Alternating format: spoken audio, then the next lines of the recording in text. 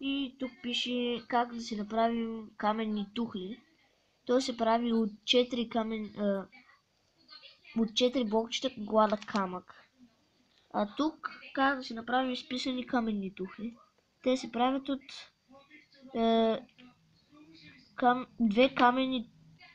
две тухлени плочи.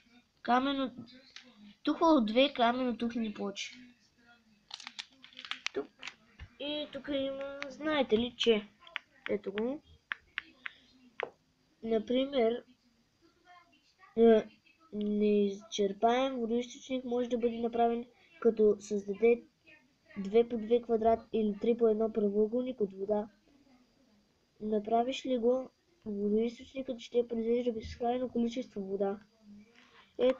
Ето ги материалите за строежа на лабиринта и материалите за строежа на фонтана. Нека преминем към следващата къща. Това го минахме, но това явно е някакво продължение. Да, къщичка край поточе. Пак се казва творение от феновете.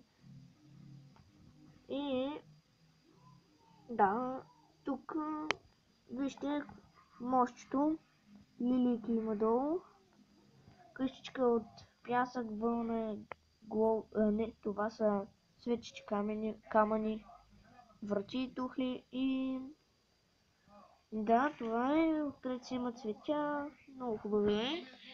Поне според мен има си мостстоун, самстоун и нека преминем към следващата секунда. Ето, идея за този строеж пропуснах да прочета. Добре подредените пъстри цветя ще превърнат обикновената градина в нещо повече, а линиите, освен хубави, са и функционални.